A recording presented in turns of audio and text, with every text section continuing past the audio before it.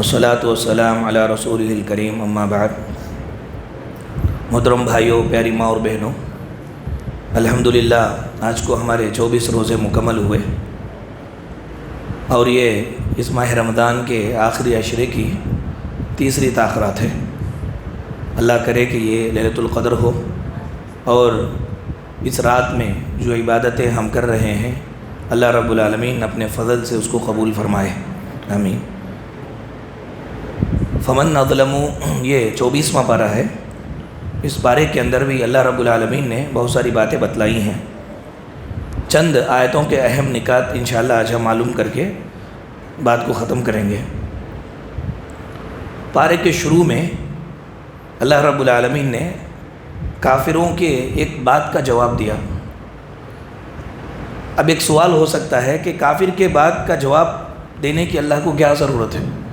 وہ تو مالک الملک ہے، جو چاہتا ہے وہ ہو جاتا ہے۔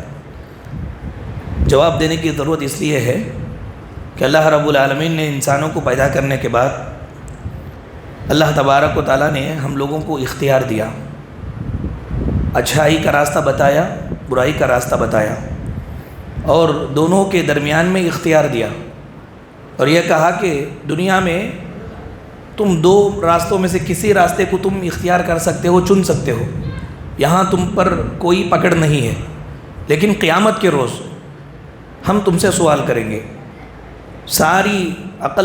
ساری عقلی دلیلیں اور بہت ساری اچھائیاں چیزیں اللہ نے بتلا دی۔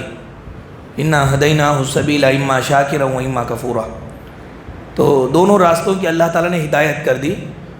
اس لیے اللہ تعالیٰ یہ شوشہ بھی کافروں کے ذہن کے اندر نہیں چھوڑا کہ یہ کافر قیامت کے روز آ کر اللہ کے سامنے یہ کہہ سکے کہ اللہ یہ بات ہمیں سمجھ میں نہیں آئی اس لیے ہم نے ایسا کیا۔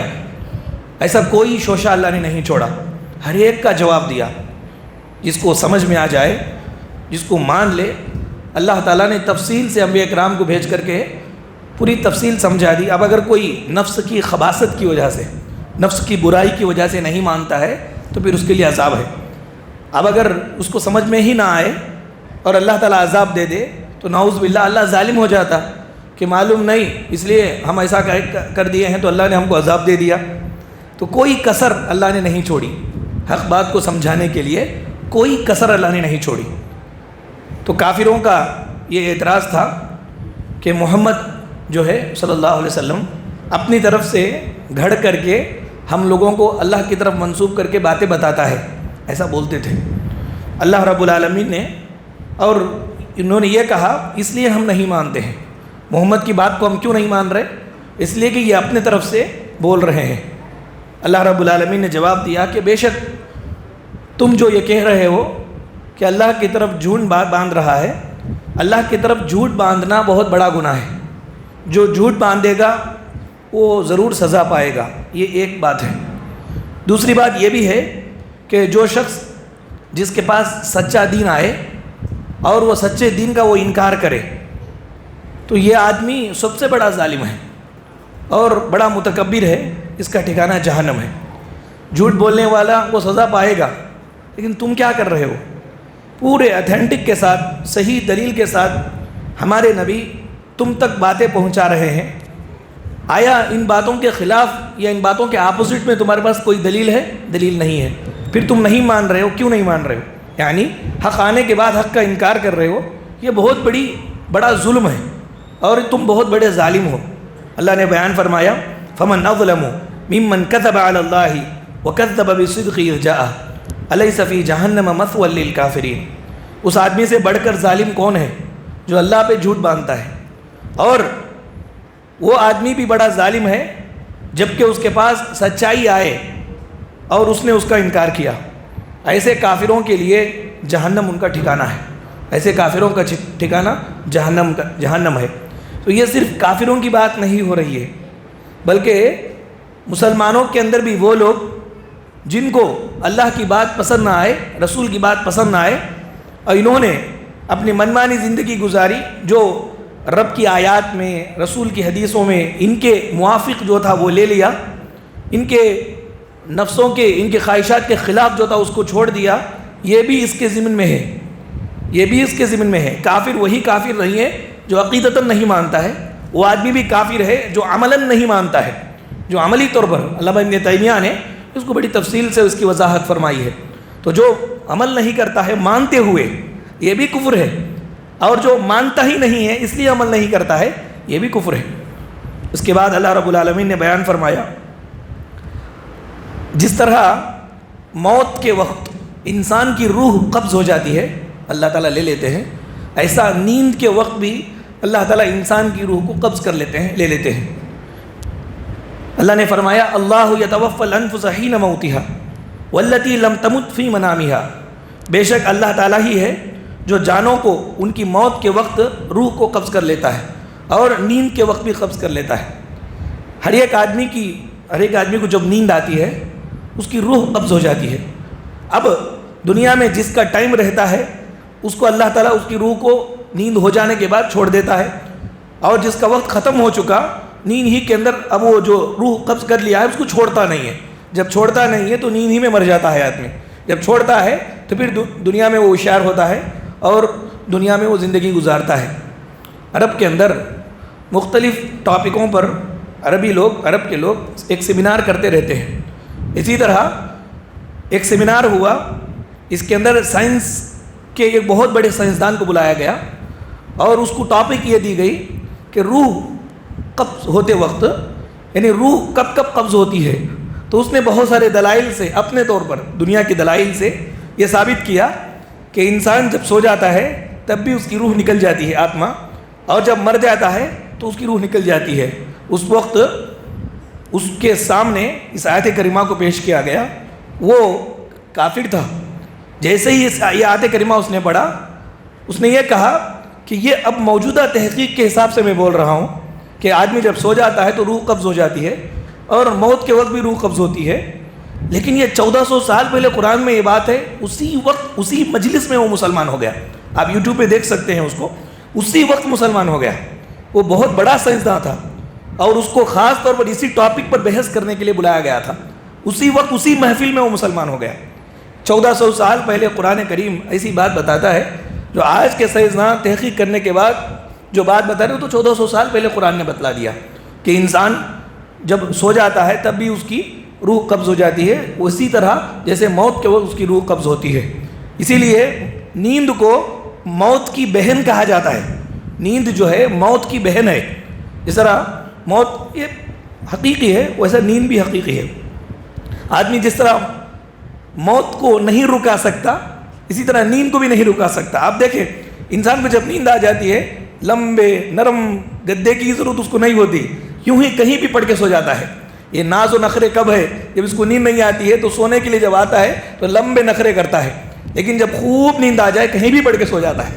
اس کو یہ لگژری کا کوئی اندازہ نہیں ہوتا، بلکہ اس کو نیند کافی ہے، نیند سو جاتا ہے۔ یہ نیند کو رکانا انسان کے بس میں نہیں ہے، عاجز ہے انسان، نیند کے سامنے انسان عاجز ہے۔ ایسے ہی موت کے سامنے بھی عاجز ہے، موت کو رکا نہیں سکتا، وہ آئے گی تو لے کے چلی جائے گی انسان کی روح کو۔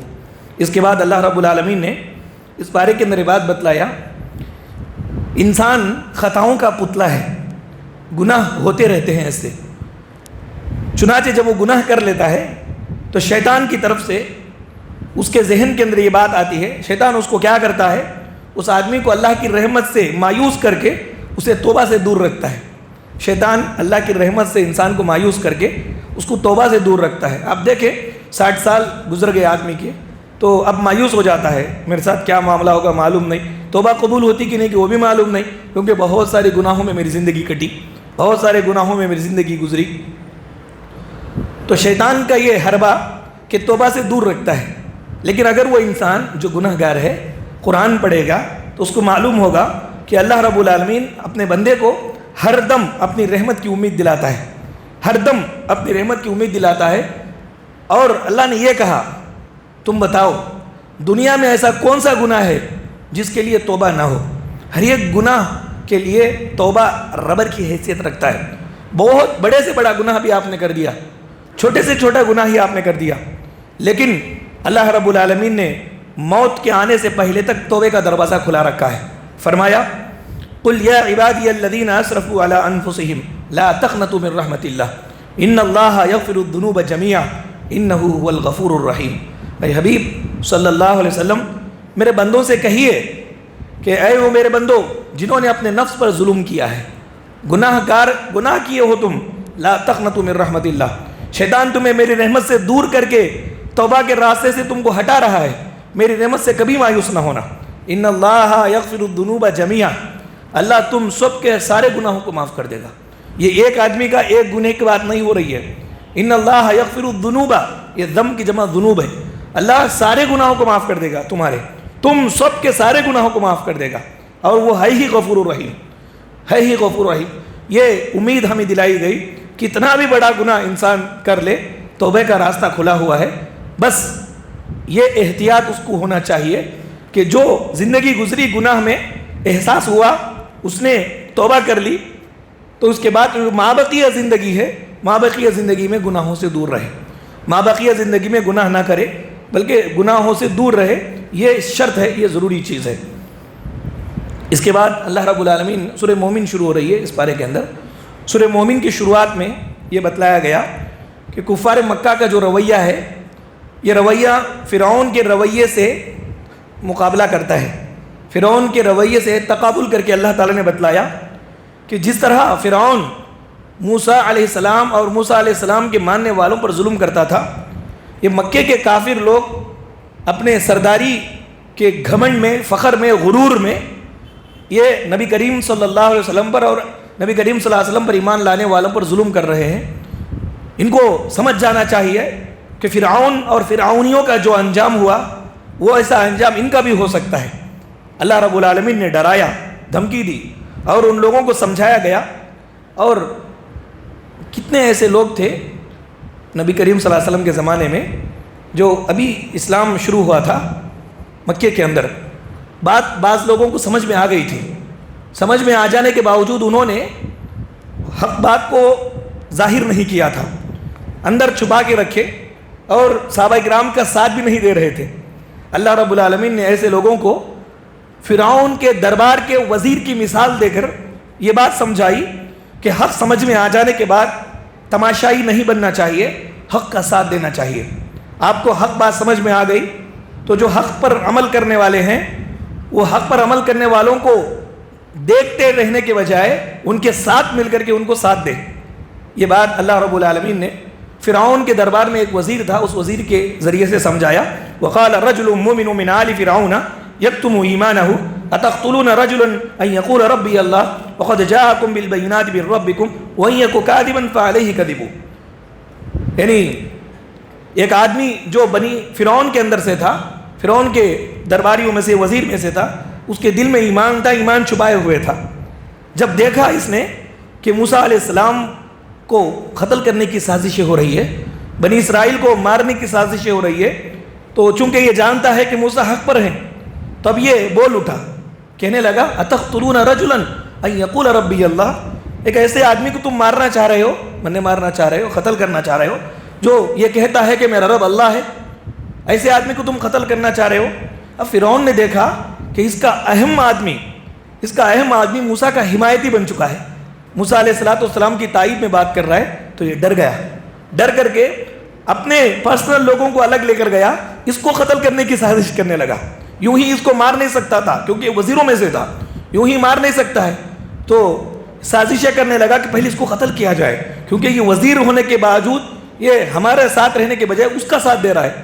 اللہ رب العالمین نے بیان فرمایا فَوَقَاهُ اللَّهُ سَيِّئَاتِ مَا مَكَرُوا وَحَاقَ بِآلِ فِرْعَوْنَ سُوءَ الْعَذَابِ، کہ اللہ رب العالمین نے فرعون اور فرعون کے اندر، فرعون کے وزیروں میں جو اس کو مننے مارنے کی سازش کر رہے تھے، ان کی برائی سے اللہ نے اس کو بچا لیا۔ اصل میں سورہ مومن میں یہ واقعہ اللہ بتا کر کے امت مسلمہ کو نصیحت فرما رہا ہے کہ جن کو بات سمجھ میں آ گئی ان کو چاہیے کہ وہ حق کے تماشائی نہ بنے، حق کا ساتھ دیں۔ جس طرح وہ فرعونیوں میں، وزیروں میں سے ایک آدمی تھا فرعون کے، اور اس کو حق بات سمجھ میں آئی، حالانکہ ایمان کو چھپائے ہوئے تھا، لیکن جب قتل کی سازشیں ہو رہی ہے، برائی ہو رہی ہے، تو فوراً اٹھا، کیا جی ایسے آدمی کو قتل کرنے کی کوشش کر رہے ہو جو ایک اللہ ہے، پر کیا گناہ کر رہا ہے، وہ کیا گناہ کر رہا ہے؟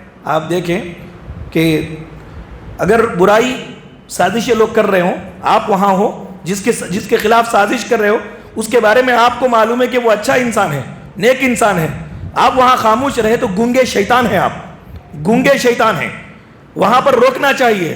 کیا بھائی، کیا اس کا قصور ہے؟ کیوں اس کے ساتھ اس طرح کی تم سازش کر رہے ہو؟ یہاں اگر بات نہیں کریں گے، آپ کتنا بھی عبادتیں کر لیں، عقیدتاً آپ کمزور ہیں، عقیدے کے اعتبار سے آپ کمزور ہیں. یہ بات اللہ رب العالمین نے سمجھائی میرے بھائیوں.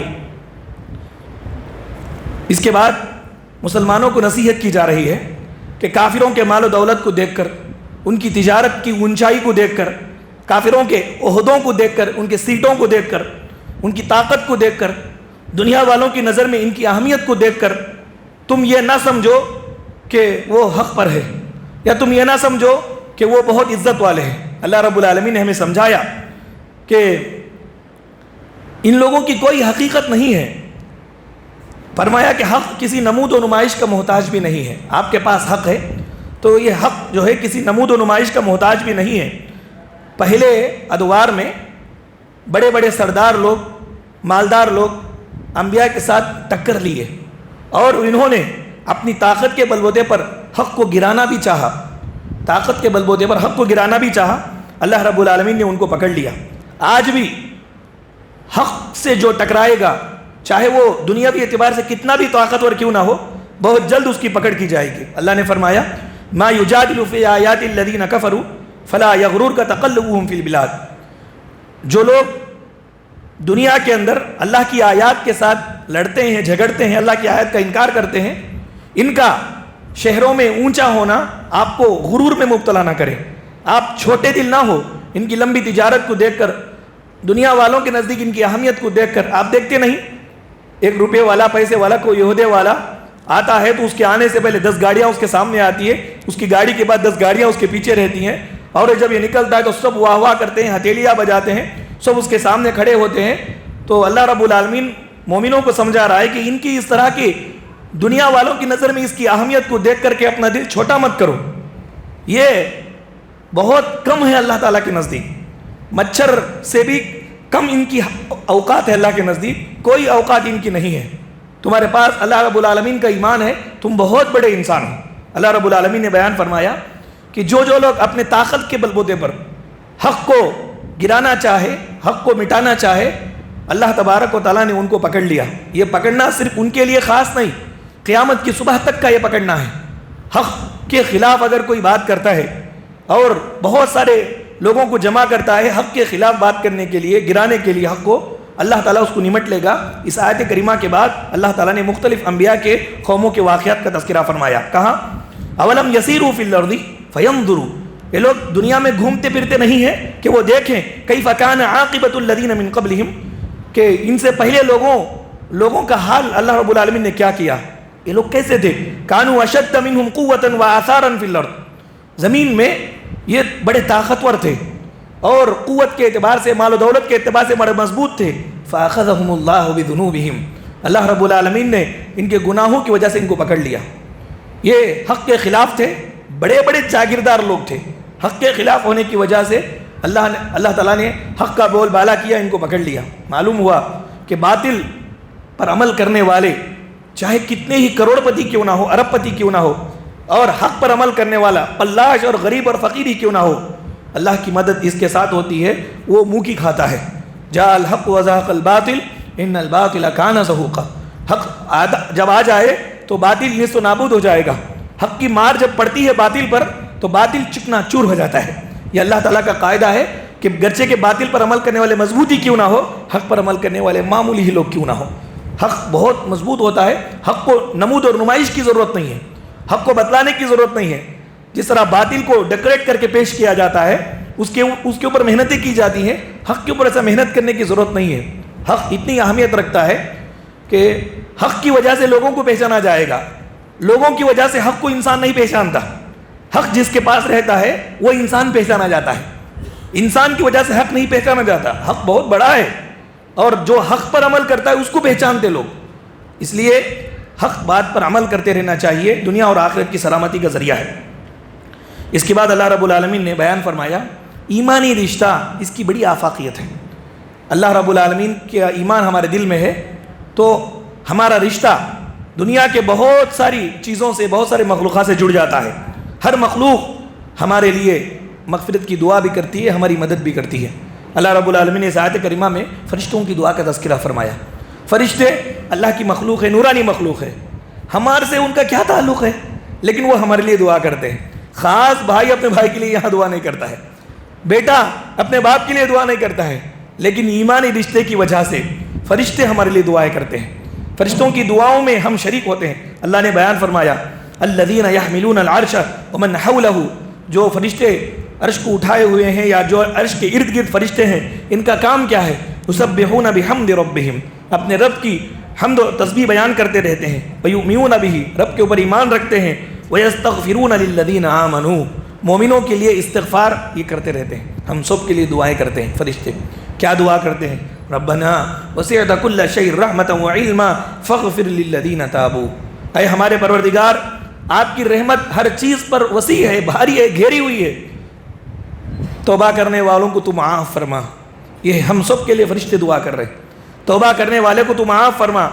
واتبعوا سبیلک، تیرے راستے پر، تیرے راستے کی اتباع کرنے والوں کو تو معاف فرما۔ وقہم عذاب الجحیم، ان کو جہنم کے عذاب سے اللہ تو بچا لے۔ ربنا ادخلہم جنات عدن التی وعدتہم، ان کو ان جنتوں میں داخل فرما جن جنتوں کا ان سے تو نے وعدہ کیا ہے۔ اور کہا وقہم السیئات، اے پروردگار ان کو تو گناہوں سے بچا لے۔ یہ فرشتے ہمارے لیے دعائیں کر رہے ہیں۔ ہم مومن بن جائیں، الگ سے نیک عمل کرنے والے بن جائیں، الگ سے آدمی کو پکڑ کر کے میرے لیے دعا کرو بھائی، میرے لیے دعا کرو بھائی بولنے کی ضرورت نہیں ہے، بلکہ ساری دنیا کے اندر جتنے بھی مومن حضرات ہیں وہ نماز پڑھتے ہیں۔ اگر ہم مومن ہیں، نیک ہیں، تو ان کی نمازوں کے اندر، ان کی دعاؤں میں ہم کو اللہ نے شامل کر دیا ہے۔ اتحیات آپ پڑھیں، اتحیات میں کیا ہے؟ السلام علینا وعلی عباد اللہ الصالحین، ہمارے لیے سلامتی ہے ہو اور اللہ تعالیٰ کے نیک بندوں کے اوپر سلامتی ہو۔ اللہ تعالیٰ کے نیک بندے، اگر ہم نیک بندے بن جائیں اللہ کے، کسی کو الگ سے پکڑ کر کے دعا کرو بولنے کی ضرورت نہیں ہے۔ ساری دنیا میں جتنے مسلمان ہیں اور جو بھی وہ نماز پڑھتے ہیں، وہ نمازوں کے اندر ہمارا حصہ ہے، یعنی وہ لوگ ہمارے لیے دعائیں کر رہے ہیں، ہم لوگ ان کے لیے دعائیں کر رہے ہیں۔ اب دو آدمی، بہت سارے لوگ ایسے ہوتے ہیں جو بڑے متقی پرہیزگار ہوتے ہیں، اگر ان کی زبان سے نکل دے کہ والسلام علینا وعلی عباد اللہ الصالحین، اور ہم صالح ہیں، وہ ہمارے حق میں دعا کیے، وہ دعا قبول ہو گئی، تو پھر اللہ تعالیٰ دنیا بھی دے دیتا ہے، آخرت بھی دے دیتا ہے۔ اس لیے ایمان مضبوط کریں، نیک بنیں، ساری مخلوقات کی دعاؤں کے ہم مستحق بن جائیں گے۔ اس کے بعد اللہ رب العالمین نے یہ بات بیان فرمائی، انسان کی ایک عادت ہے، وہ عادت کیا ہے؟ کہیں پھنس جاتا ہے، گناہ کیا، معلوم ہو گیا آدمی کو، یا اس کو معلوم ہو گیا کہ یہ کام مجھے نہیں کرنا تھا، کر دیا۔ جب پھنس جاتا ہے تو اپنے اوپر غضبناک ہو جاتا ہے، اپنے اوپر غصے میں آ جاتا ہے، اپنے ہاتھوں کو کاٹنے لگتا ہے، نہیں کرنا چاہیے تھا، کیوں کیا، بہت غلط کام میں نے کر دیا۔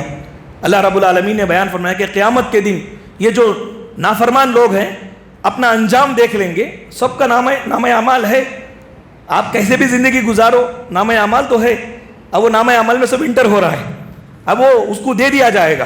جب یہ دیکھ لے گا، معلوم ہو جائے گا کہ اب اس کو جہنم کے اندر جانا ہی ہے، انجام بہت برا ہے۔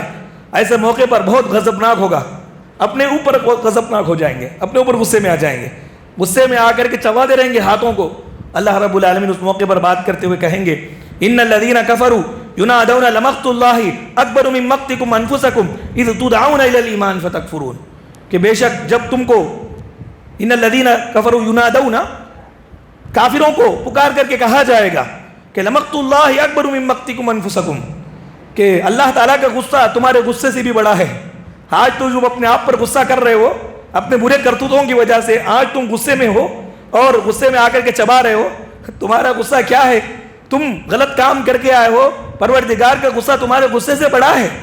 تم کو بلایا جاتا تھا استدعون الی الایمان، ایمان کی طرف تم کو بلایا جاتا تھا، کتنے سال ہم گزار دیتے ہیں، کتنے سال ہم گزار دیتے ہیں، ہماری روش بدلتی نہیں۔ علامہ اقبال نے صحیح کہا تھا، مسجد تو بنا دی شب بھر میں ایمان کی حرارت والوں نے، من اپنا پرانا پاپی ہے برسوں میں نمازی بن نہ سکا۔ آدمی جو ایمان کی حرارت والا ہے ایک دن میں مسجد بنا دیتا ہے، لیکن ہمارا من جو ہے، ہمارا دل پرانا پاپی ہے، پرانا گنہگار ہے، کتنے برسہ گزرو وہ نمازی نہیں بن سکا۔ آپ دیکھیں ہر ایک چیز کی انسان کو عادت ہو جاتی ہے، جاب کو جانے کے لیے 4 بجے اٹھنا تھا تو 4-5 دن، 1 مہینہ اگر اٹھے تو اس کے بعد سے عادت ہو جاتی ہے، برابر 4 بجے اٹھ کے چلا جاتا ہے۔ یہ دیکھو 50 سال کا ہو جاتا ہے، 60 سال کا ہو جاتا ہے، جب تک نماز پڑھنے کے لیے ذہن نہیں بناتا، نماز کی عادت ہوتی ہی نہیں اس کو. من اپنا پرانا پاپی ہے، برسا گزر گئے، نمازی بن نہ سکا. یہ نمازی ہے، یہ وقت میں یہ نماز مجھے پڑھنی ہے، یہ اس کو خیال بھی نہیں رہتا ہے جب تک کہ ساری چیزوں کو ہٹا کر مجھے نماز پڑھنا ہے بول کر کے خیال نہ لائے. ہر وقت نماز کو آتے وقت نیا ہی ہے، اس کو قربانی کرنی پڑتی ہے، ہر وقت قربانی. ایسا نہیں ہوتا یا عادت کے طور پر کوئی نماز کو آتا ہے؟ بتائیں، عادت کے طور پر کوئی نماز کو نہیں آتا، بلکہ نماز کو آنے کے لیے ثواب کی امید سامنے رکھ کر کے قربانیاں کر کے آنا پڑتا ہے. اس کو بہت ساری قربانیاں کر کے اس کو آنا پڑتا ہے. نمازی نفس بن نہیں سکا میرے بھائیوں. تو اللہ تعالیٰ کہیں گے کہ ایمان کی طرف تو اس کو بلایا جاتا تھا، انکار کرتا تھا، عمل کی طرف تو اس کو بلایا جاتا تھا، انکار کرتا تھا. آج غضبناک ہو رہا ہے. تیرا غضبناک ہونا کس کیا معنی رکھتا ہے؟ پروردگار تو تجھ سے بھی بڑھ کر کے غضبناک ہوا. لمقت اللہ اکبر من مقتکم، کہ اللہ تعالیٰ کا غصہ تمہارے غصے سے بہت بڑا ہے. اس کے بعد اللہ رب العالمین نے بیان فرمایا اللہ سے دعا نہ کرنا گناہ ہے. اللہ سے دعا نہ کرنا گناہ ہے، یہ تکبر ہے، اور دعا نہ کرنے والے کو اللہ جہنم میں ڈالے گا. انسان کی عادت سے بالکل اللہ کی عادت مختلف ہے. آپ دیکھیں کسی انسان سے جب مانگیں گے تو وہ نہیں دے گا، دوبارہ آپ کو دیکھے گا دور بھاگے گا، کیونکہ اس کو پسند ہی نہیں ہے کہ آپ اس سے مانگیں. آپ اس کے مال و دولت کی طرف نگاہ کریں، انسان کو پسند ہی نہیں ہے. لیکن اللہ تبارک و تعالیٰ کو اللہ تعالیٰ سے آپ اگر نہیں مانگیں گے تو اتنا غصہ اللہ تعالیٰ ہو جاتا ہے. پورا الٹا ہے، جتنا زیادہ مانگتے رہیں گے اللہ تعالیٰ سے اتنا زیادہ محبت آپ کے اوپر اللہ نچھاور کرتا رہے گا. جو بھی مانگیں گے اللہ سے وہ دیتا رہے گا، محبت بڑھاتا رہے گا اللہ تعالیٰ. لیکن آپ نہیں مانگیں گے، اللہ تعالیٰ آپ پر غضبناک بھی ہو جائے گا اور آپ کو جہنم کے اندر بھی ڈال دے گا. اللہ نے بیان فرمایا وقال ربکم، آپ کا رب کہتا ہے ادعونی استجب لکم، تم سب لوگ آ کر کے اپنے سارے ضروریات مجھ سے پوچھو، استجب لکم، تم سب کی ضرورتوں کو میں پورا کروں گا. یہ اللہ تبارک و تعالیٰ کا کہنا ہے، یہ اللہ کا وعدہ ہے کہ اللہ تعالیٰ کہتا ہے تم سب مجھے مانگو، اپنے اپنی ضروریات اپنے اپنے لینگویجوں میں، اپنے اپنی زبانوں میں، سب ایک میدان میں جاؤ، کیا کیا کس کو کیا ضرورت ہے سب مانگو، استجب لکم، سب کو میں دے دوں گا. ان الذین یستکبرون عن عبادتی، بے شک جو لوگ میری اس عبادت سے، اس دعا سے منہ موڑتے ہیں، سیدخلون جہنم داخرین، میں ذلیل و رسوا کر کے ان کو جہنم میں ڈالوں گا. یعنی تکبر کرتے ہیں. آپ بولیں کہ کسی اللہ سے نہ مانگنا تکبر کی نشانی ہے، میں اس سے مانگنے کیوں، میں خود بڑا ہوں، ایسا بول دیں تو یہی تکبر ہے. اللہ کے ساتھ یہ نہیں چلتا. دعا مانگنا اللہ رب العالمین کی عبادت ہے، اور یہ عبادت دوسروں کے لیے نہیں کرنی چاہیے، دوسروں سے نہیں مانگنا چاہیے. اسی لیے دوسروں سے مانگنے سے اللہ غصہ ہوتا ہے، دوسروں کے مانگنے سے اللہ غصہ ہوتا ہے. غصے کی شکل کیا ہے بتائیں؟ نبی کریم صلی اللہ علیہ وسلم نے بیان فرمایا قیامت کے روز دنیا میں مانگتے پھرنے والے کو قیامت کے روز جب وہ آئے گا اس کے چہرے پہ ذرا بھی گوشت نہیں رہے گا، ذرا بھی گوشت نہیں رہے گا. جو مانگتا پھرتا ہے دنیا میں لوگوں سے محنت کرنے کی بجائے، ذرا بھی اس کے چہرے پہ گوشت نہیں رہے گا. سارے لوگوں کے سامنے جب وہ چلا جاتا رہے گا سب لوگ پہچان لیں گے کہ دنیا میں یہ پروفیشنل فقیر تھا، دنیا میں مانگلے کھاتا تھا. نبی کریم صلی اللہ علیہ وسلم نے بیان فرمایا کہ الید العلیٰ خیر من الید السفلیٰ، کہ دینے والا ہاتھ لینے والے ہاتھ سے بہتر ہے. اس لیے تم دینے والے بنو، لینے والے نہ بنو. یہ ذلت ہے، رسوائی ہے، پریشانی بندوں سے مانگنا، لیکن اللہ سے مانگنا عزت ہے، وقار ہے، مرتبہ ہے، عصمت ہے، بڑھوتری ہے. اللہ سے مانگو، خوب مانگو. انسان کی بھی بڑی عجیب حالت ہے کہ پروردگار کھول کر کے پکار کر کہتا ہے کہ مجھ سے مانگو میں دوں گا. یہ اللہ سے امید کو چھوڑ کر کے ان سے مانگتا ہے جو دینا ہی نہیں چاہتے، جو دیتے ہی نہیں ہے. میرے مال پہ اس کی نگاہ پڑی کیا؟ اب اس کے سامنے ہمیشہ جھوٹ بولنے لگتا ہے، یہ پریشانی ہے، بہت ایسا ہے ویسا ہے، کیونکہ اب اس کو معلوم ہے کہ اگر خوشحالی بتائے گا تو یہ مانگے گا. حالانکہ انسانوں سے کوئی امید نہیں رکھنی چاہیے. اللہ رب العالمین جو کہتا ہے مانگو تو اسی سے مانگے، وہ تو صحیح ہے. قرآن پاک کے اندر یہ بات اللہ نے بیان فرمائی. میرے بھائیوں، اس کے بعد اللہ تعالیٰ نے کہا جب رسول اللہ صلی اللہ علیہ وسلم دعوت دینے کے لیے کھڑے ہوئے، قرآن کی تلاوت کرتے لوگوں کے سامنے جا کر کے، تو کافر دلائل کا مقابلہ دلائل سے کرنے کے بجائے دلائل کا مقابلہ شور سے کرتے، شور اور گل آواز سے کرتے.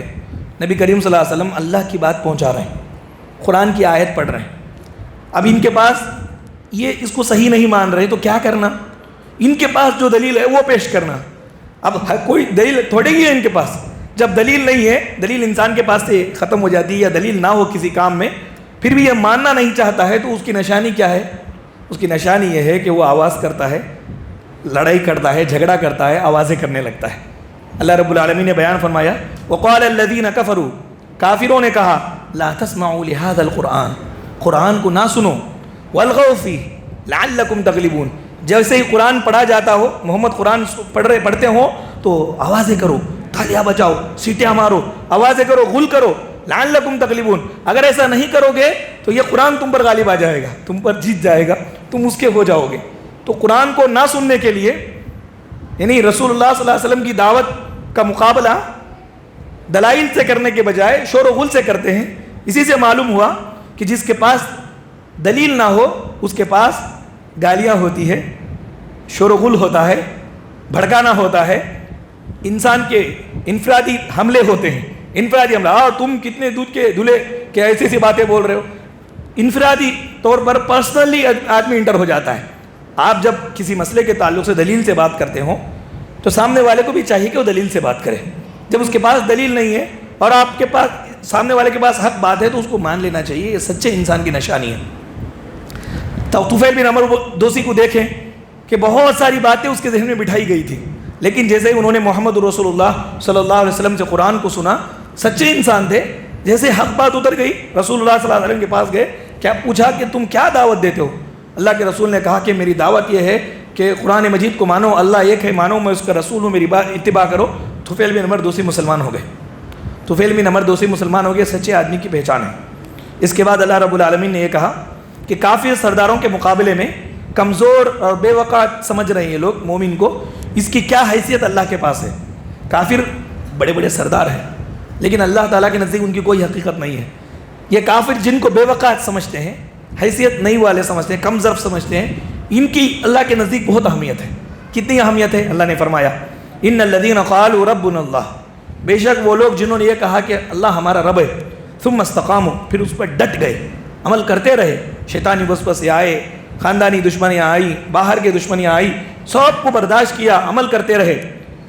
تنزل، اللہ نے بیان فرمایا تنزل علیہم الملائکہ، اللہ تعالیٰ کے نزدیک یہ لوگ اتنے معزز ہیں، اللہ تعالیٰ ان کے اوپر فرشتوں کو بھیجتا ہے، اللہ تعالیٰ کے فرشتے رحمت لے کر کے ان کے اوپر آتے ہیں اور کہتے ہیں کہ اللہ تخافوا ولا تحزنوا، ڈرو نہیں، غم نہ کرو، یعنی اپنے پچھلے کے گناہوں سے مت ڈرو اور آگے کے بڑے بڑے معاملات جو قیامت کے روز ہونے والے ہیں اس کے تعلق سے تم کو غم میں بھی نہ ہو جاؤ۔ وابشروا بالجنۃ التي كنتم توعدون، تم کو اس جنت کی بشارت ہے جس جنت کا تم سے وعدہ کیا گیا ہے، تم کو جنت ملے گی۔ کس سے بات کر رہے ہیں اللہ؟ جن کو کافر لوگ بے وقت سمجھ رہے ہیں، معمولی سمجھ رہے ہیں، ان سے بات کر رہے ہیں اور کہتا ہے کہ تم ڈرو نہیں، خوف نہ کھاؤ، ہمارے پاس تمہارا مقام بہت بہت بڑا ہے۔ کہا نحن اولیاؤکم فی الحیات الدنیا وفی الآخرہ، ہم تمہارے دوست ہیں، تمہارے مددگار ہیں، دنیا کی زندگی میں بھی اور آخرت میں بھی۔ یہ کون کہہ رہا ہے؟ انسان نہیں کہہ رہا ہے، خالق کہہ رہا ہے، ہم تمہارے دوست ہیں، مددگار ہیں، دنیا کی زندگی میں بھی اور آخرت میں بھی۔ وَلَكُمْ فِيهَا مَا تَشْتَهِي أَنفُسُكُمْ وَلَكُمْ فِيهَا مَا تَدَّعُونَ، تمہارا نفس جو چاہتا ہے قیامت کے روز تم کو ہم وہ دیں گے، اور وہ ساری چیزیں دیں گے جن جن چیزوں کا ہم نے تم سے وعدہ کیا ہے۔ نُزُلًا مِّن غَفُورٍ رَحِيمٍ، بخشنے والے، رحم کرنے والے پروردگار کی یہ مہمان نوازی ہے جو جنت کے اندر تمہاری ہوگی۔ انسان چاہے کتنا بھی فقیر ہو، غریب ہو، معمولی ہو، لیکن ایمان کی دولت سے نوازا گیا ہو، نیک عمل کی دولت سے نوازا گیا ہو، تو وہ خوش ہو جائے کہ اللہ رب العالمین اس کا مددگار ہے، دنیا کے اندر بھی اور آخرت کے اندر بھی۔ دنیا کی پونجی کیا ہے؟ انسان جیسے ہی مرتا ہے تو ختم ہو جاتی ہے۔ سکندر اعظم جو تھا نا، موت کے وقت اپنے وزیروں کو اس نے نصیحت کی کہ جیسے ہی میں مر جاؤں تو میرے دونوں ہاتھ جنازے کے باہر نکال دینا۔ یہ سکندر اعظم کون؟ قرآن جس کو ذوالقرنین کہتا ہے وہی سکندر اعظم ہے۔ 17-18 سال کی عمر میں 3 پاؤ دنیا کو فتح کر چکا تھا، 3 پاؤ دنیا کو فتح کر چکا تھا اور 3 پاؤ دنیا کا مالک تھا۔ ایک وارڈ کا بڑا ہے تو ایسا جاتا ہے، 3 پاؤ دنیا اس کے ہاتھ میں تھی۔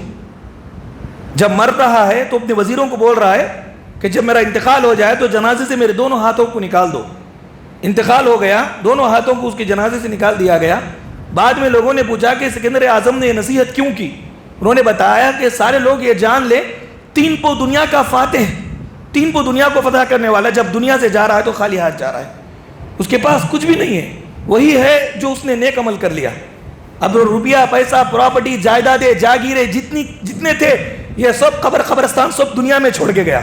جو لے کے گیا وہی نیک اعمال ہے, جو اللہ رب العالمین کی عبادت کرتا تھا وہی لے کے گیا.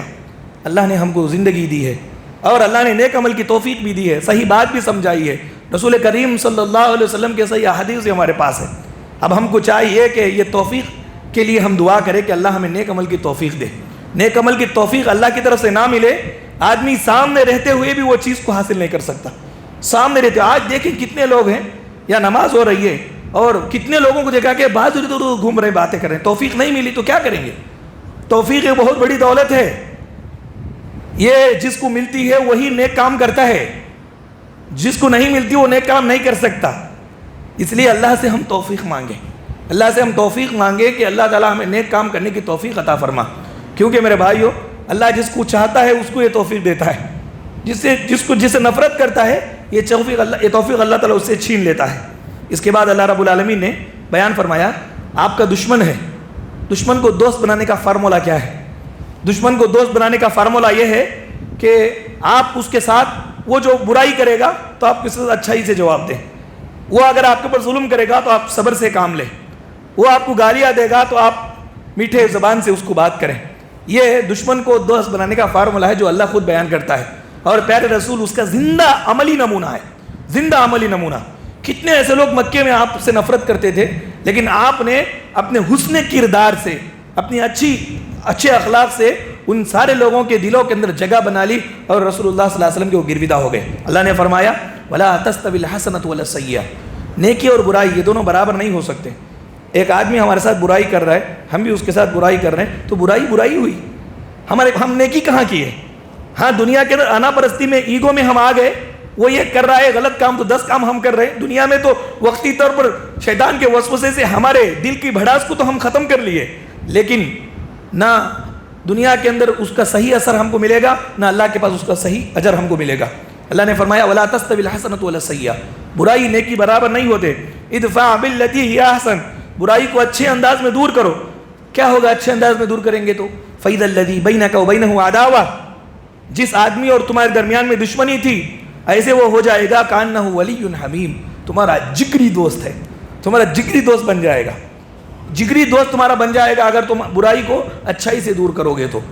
تو پتھر کا جواب پھول سے دینا, کھا کے پتھر دے دعا, دعوت کا یہ انداز ہے. ہماری دعوت کا انداز, ہمارے بیہیور کا انداز مسلمان کا, کہ پتھر مار رہا ہے تو پتھر مارنے والے کا جواب پتھر سے نہ دے, بلکہ اپنے آپ کو اونچا کرے کہ اس کا پتھر ہم تک نہ لگے اور ہم پھول اس کے اوپر برسائیں. یہ دعوت کا انداز ہے. اس کے بعد اللہ رب العالمین نے بیان فرمایا کہ پہلے زمانے میں لوگوں کو عزت دینے کا طریقہ کیا تھا. لوگ جب آتے تو ان کو سجدہ کر دیتے, بڑے لوگ آتے تو ان کو سجدہ کر دیتے. آج بھی بعض مسلمانوں کے اندر یہ رسم پائی جاتی ہے کہ بڑے لوگ جب کھڑے ہوتے ہیں تو یہ لوگ جو ہے ان کو پاؤں پڑتے ہیں, ان کے پاؤں پڑتے ہیں, ان کو سجدہ کرتے ہیں. یہ پہلے زمانے میں بڑے لوگوں کو عزت دینے کا طریقہ تھا. اللہ رب العالمین نے اسلام کو بھیجا, رسول اللہ صلی اللہ علیہ وسلم کو جب مبعوث فرمایا تو اس کو حرام کر دیا. کہاں وَمِنْ آيَاتِهِ اللَّيْلُ وَالنَّهَارُ وَالشَّمْسُ وَالْقَمَرُ, اللہ کی نشانیوں میں سے ہے رات دن سورج چاند. لَا تَسْجُدُوا لِلشَّمْسِ وَلَا لِلْقَمَرِ, سورج اور چاند کو سجدہ نہ کرو. وَاسْجُدُوا لِلَّهِ الَّذِي خَلَقَهُنَّ إِن كُنتُمْ إِيَّاهُ تَعْبُدُونَ, عبادت ہی کرنے والے ہو تو ایک اللہ کی عبادت کرو. نبی کریم صلی اللہ علیہ وسلم نے بیان فرمایا سجدہ اللہ کے علاوہ کسی کو کرنا جائز نہیں ہے. اگر جائز ہوتا تو میں بیوی کو حکم دیتا کہ وہ اپنے شوہر کو سجدہ کرے. یہ رسول اللہ نے بیان فرمایا کہ کسی کے لیے جائز نہیں, سجدہ تعظیمی جائز نہیں ہے, اسلام کے اندر وہ حرام ہے. اس کے بعد اللہ نے بیان فرمایا کائنات میں اور انسان کے اپنے نفس میں اللہ نے توحید کی نشانیاں رکھی ہے. اللہ ایک ہے بول کر کے توحید کی نشانیاں اللہ نے ہمارے اندر رکھی ہے. وَفِي أَنفُسِكُمْ أَفَلَا تُبْصِرُونَ, تمہارے نفسوں میں اللہ نے بیان. یہ دیکھیں آپ فنگر پرنٹ, کائنات کے اندر کسی کا آپ سے میل نہیں کھاتا, کسی کا آپ سے میل نہیں کھاتا. آپ جائیں ساری دنیا گھومیں, یہ جو فنگر پرنٹ ہے یہ کسی کا آپ سے میل نہیں کھاتا, کسی کا آپ سے جڑتا نہیں. پروردگار نے اس کو کیسا پیدا, 3 اندھیروں میں, ماں کے پیٹ میں 3 اندھیروں میں آپ کو اس نے بنایا, ہم کو اس نے بنایا, لیکن کیسے بنایا؟ ساری دنیا میں کسی کا یہ کسی کو میل نہیں کھاتا. یہ پروردگار کتنی قدرت والا ہے, یہ اس کی توحید کی نشانی ہے. آسمان کے چاروں طرف کناروں طرف دیکھو, یہ پہاڑ اللہ کی توحید کی نشانی بیان کر رہے ہیں. یہ زمین اور آسمان, یہ پہاڑ یہ بتا رہے ہیں کہ پروردگار ایک ہے جو چلا رہا ہے، اس کی عبادت کرو، یہ سب تمہارے لیے اس نے مسخر کیا ہے، تم یہ سب چیزوں کو لے رہے ہو اور اللہ تعالیٰ کی عبادت سے دور رہے ہو، کیا انصاف ہے؟ یہ کوئی انصاف نہیں ہے کہ سورج تمہارے لیے کام کرے، چاند تمہارے لیے کام کرے، دن کا آنا جانا تمہارے لیے ہو، رات کا آنا جانا تمہارے لیے ہو، یہ زمین نباتات اگائے تمہارے لیے، بہت سارے پانی میٹھا پانی لیے نکالے تمہارے لیے، یہ گرمیاں آئی تمہارے لیے، لیکن تم کسی کے لیے نہیں، یہ کیسے ہو سکتا ہے؟ ساری چیزیں اللہ نے ہم کو دیا، ہم کو اپنی عبادت کے لیے خاص کیا، عبادت کو چھوڑ کر کے انسان کو زندگی ملی رب کی بندگی کے لیے، اور اس نے بندگی ہی چھوڑ دی زندگی جینے کے لیے، ایسا جی رہا ہے کہ وہ یہ سمجھتا ہے کہ اس کو موت آنی ہی نہیں ہے، جب مر جاتا ہے تو ایسے مر جاتا ہے کہ کبھی جیا ہی نہیں ہے، ایسا تھکا بکا ہو جاتا ہے، نہانے کی طاقت نہیں، جانے کی طاقت نہیں، سب دوسروں کا محتاج ہو جاتا ہے۔ اپنی انجام کو یاد کریں، اللہ کی عبادت کریں۔ اس کے بعد اللہ رب العالمین نے آخر میں کہا کہ عذاب قبر حق ہے، آل فرعون پر صبح شام عذاب پیش کیا جاتا رہے گا۔ نبی کریم صلی اللہ علیہ وسلم ہر نماز میں تشہد میں آپ صلی اللہ علیہ وسلم عذاب قبر سے پناہ مانگتے تھے، اللہم انی اعوذ بک من عذاب القبر واعوذ بک من عذاب جہنم واعوذ بک من فتنۃ المحیا والممات واعوذ بک من المأثم والمغرم۔ یہ پیارے نبی کی دعا تھی جو تشہد میں یہ تتحیات کے بعد اللہ کے رسول پڑھتے تھے۔ تو عذاب قبر حق ہے۔ امام غزالی رحمہ اللہ سے کسی نے سوال کیا کہ ہم کیسے مان لیں کہ عذاب قبر حق ہے؟ انہوں نے کہا کہ اللہ رب العالمین کہتا ہے، رسول اللہ کہتے ہیں عذاب قبر حق ہے، تو اللہ اس کے رسول پر ہمارا ایمان ہے تو ہم کو ماننا چاہیے، گرچہ کہ ہمیں نظر نہیں آتا لیکن جانے والے کو معلوم ہوتا ہے۔ انہوں نے ایک مثال دی، کہا کہ میاں بیوی دونوں ایک بستر پہ سو رہے ہیں اور بیوی خراٹے لے رہی ہے، شوہر بھی خراٹے لے کے سو رہا ہے۔ شوہر کی خواب میں سانپ آیا اور شوہر کو اس نے ڈسا، یہ ڈسنے پر شوہر کو درد ہو رہا ہے، اندر خواب میں درد ہو رہا ہے، تکلیف محسوس ہو رہی ہے، چیخ رہا ہے، پکار رہا ہے، بازو میں بیوی سو رہی ہے، ذرا بھی اس کو کان خبر نہیں، لیکن اندر یہ عذاب اس کو محسوس ہو رہا ہے۔ ایسے ہی قبر کی زندگی بھی ہے، جو جائے گا اسی کو محسوس ہوگا، اوپر رہنے والے کو معلوم نہیں ہوگا، لیکن جو جائے گا اس کو عذاب قبر محسوس ہوگا۔ اگر وہ گنہگار ہے تو اللہ تبارک و تعالیٰ کی طرف سے اس کو قبر کے اندر سزا ملے گی، اگر وہ نیکوکار ہے اللہ کی طرف سے اس کو جزا ملے گی۔ میرے بھائیو، عذاب قبر کا اگر کوئی انکار کرتا ہے تو وہ مسلمان ہی نہیں ہے، کیونکہ اللہ رب العالمین نے جو بات بتائی ایمان کے اندر، غیب پر ایمان بھی ضروری ہے، تو عذاب قبر یہ غیبیات میں سے ہے، اور غیب پر ایمان ضروری ہے کہ عذاب قبر حق ہے۔ اگر یہ مانتا نہیں ہے تو پھر اس کو بولنا چاہیے کہ آپ کی آنکھیں جب بند ہو جانے دیجئے، وہاں آنکھ کھلے گی، اس کے بعد تم کو معلوم ہوگا۔ اللہ رب العالمین سے ہم دعا کریں کہ اللہ تبارک و تعالیٰ ہم تمام لوگوں کو قرآن مجید کو پڑھ کر سمجھ کر قرآن مجید کے احکامات پر عمل کرتے رہنے کی ہمیں توفیق عطا فرمائے۔ اللہ تبارک و تعالیٰ ہم تمام لوگوں کے حالات پر رحم فرمائے، اللہ تعالیٰ ہمارے گناہوں کو معاف فرمائے، اللہ تعالیٰ ہمیں زیادہ سے زیادہ دنیا کے اندر اس کی عبادت کرنے کی توفیق اللہ تبارک و تعالیٰ عطا فرمائے۔ جو لوگ بیمار ہیں اللہ تعالیٰ ان کی بیماری کو شفائے کلی نصیب فرمائے، جو لوگ پریشان حال ہیں اللہ تعالیٰ ان کی پریشانی کو دور فرمائے، جو لوگ مقروض ہیں اللہ تعالیٰ ان کے قرض کی ادائیگی کا غیبی طور پر انتظام فرمائے، اور جو بھی آدمی کسی بھی پریشانی میں مبتلا ہے اللہ تبارک و تعالیٰ ان کی پریشانی کو دور فرمائے، ان کی پریشانی کو حل فرمائے۔ اللہ تبارک و تعالیٰ ہم تمام لوگوں کو جب تک دنیا فانی میں زندہ رکھے، ایمان اور اسلام کی حالت میں زندہ رکھے، جب خاتمہ ہو تو بالخیر ہو۔ اللہ تعالیٰ ہم تمام لوگوں کو دنیا اور آخرت میں کامیابی اور بھلائی نصیب فرمائے، آمین۔ وآخر دعوانا ان الحمدللہ رب العالمین، سبحانک اللہم و بحمدک، اشہد ان لا الہ الا انت، استغفرک و اتوب الیک۔